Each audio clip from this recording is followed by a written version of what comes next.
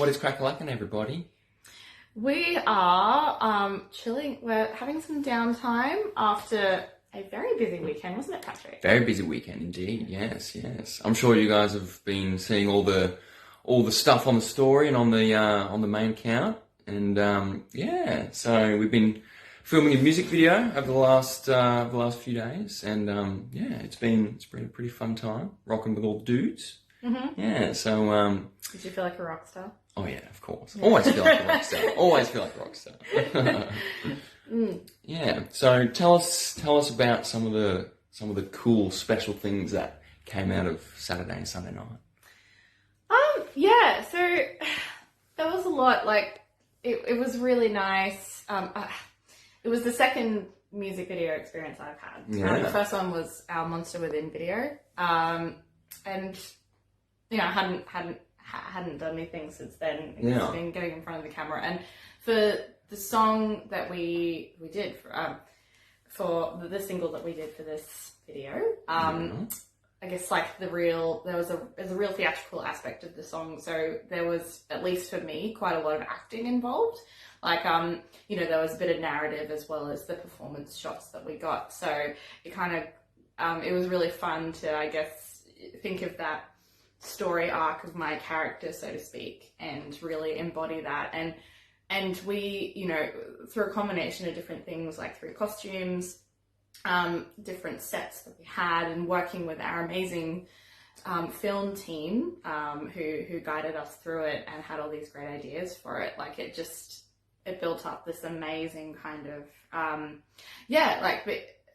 like a story, a journey that we went on. It wasn't, it wasn't just sort of playing in front of a camera. We were so fortunate with the resources and the people that we had, that we got to work with.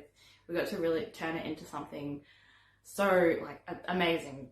Blew me away. Like proper artistic. There's so many different cool things in there. I loved it. Indeed, there was. It was large scale. It was a big commitment for everyone who was working on the project. And the results, we were all gathering around after the few days after the wrap and watched back a few of the clips that they got of us, and it just blew us all away. So we're really keen to see it all, and we're really keen for you guys to see it as well. It's not long now, but we can't give too much away just yet. But I can say it's like imminent. It is imminent. So, it's coming. Yes, it's coming. How did you go the process? What did you think? Pretty good. Yeah, it was good. Doing a music video for the first time with the Seraphic guys, and just especially after recording the new album, and just getting together and working on something different. Putting our instruments aside, putting the rehearsals aside for a little bit, and focusing on this little project has just been really fun. It's been challenging, but it's also been rewarding as well. Yes. It was really cool to use the elements like that. Like it's kind of, it's a bit of a you become a musician, you form a band, and you're like, you see all these big bands with like the pyrotechnics, the whole display on stage, and you're like, that's the dream.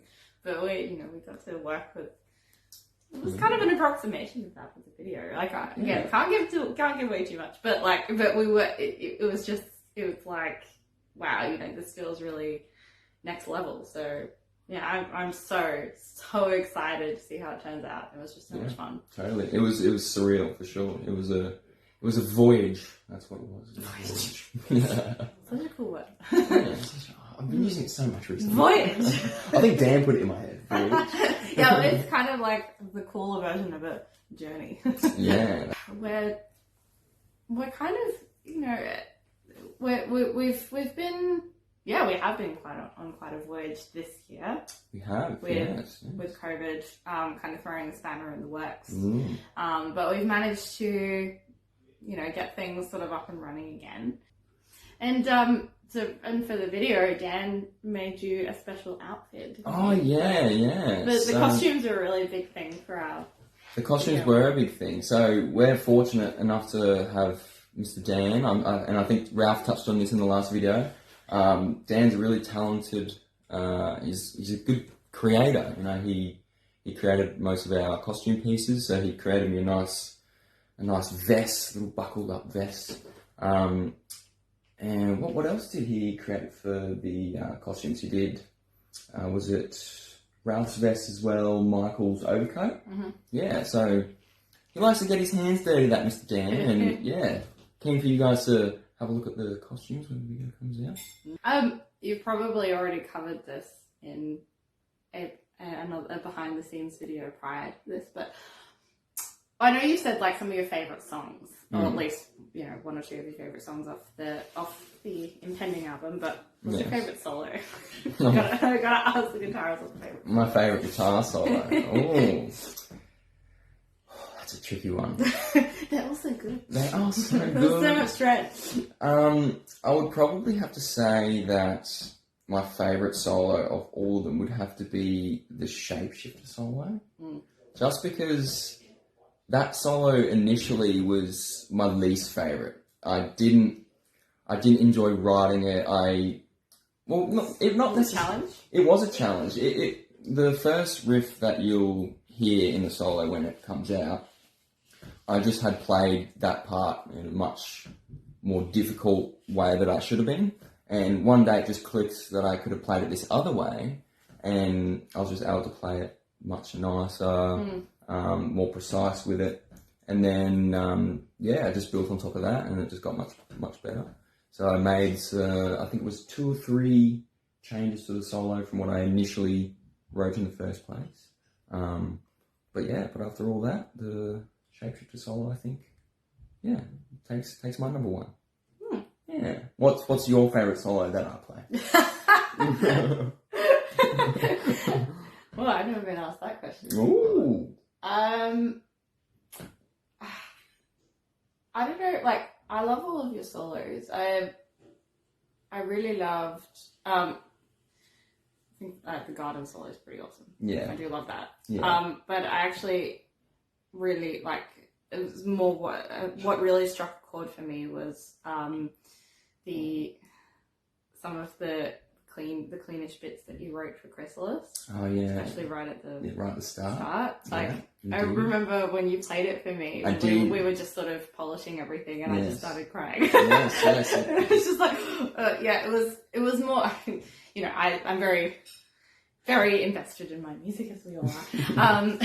But no, it was more that it was just the perfect addition to the melody that I'd written on the piano for it. And I thought it just added this, like, such a lovely, sublime layer to that part of the song. And it was, and I don't know, it just really gave me the feels. Just little trinkles. Yeah. That was another one that was initially difficult at the start, because Chrysalis was the last song that I was tackling to record on the album. And just getting started with it was just, it was just such a brick wall, and I had no idea what to do with it. And I was overcomplicating things so much, and because Sam said, I just want a nice little trinkly, clean guitar part in the intro. And I was overcomplicating it. I was just throwing too much stuff in. But then I sort of just stripped it back and just kept it more simple. And I think we're all much happier with what I've come up with now. Yeah, for sure. Mm-hmm. Score! No, it was good. Oh God, I can't wait for it all to be out. Yeah. It's very exciting. We're really running towards the finish line now. So we absolutely cannot wait to give you, like, real proper announcements and news. It's not quite here yet, but can say, you know, with great certainty, it's, you know, just around the corner. It's coming. It's on its way. It is. It's creeping up. Yes. Well, I think that's an adieu and a sign off, and we'll see you next week. See you next week. Ta-ta. Bye.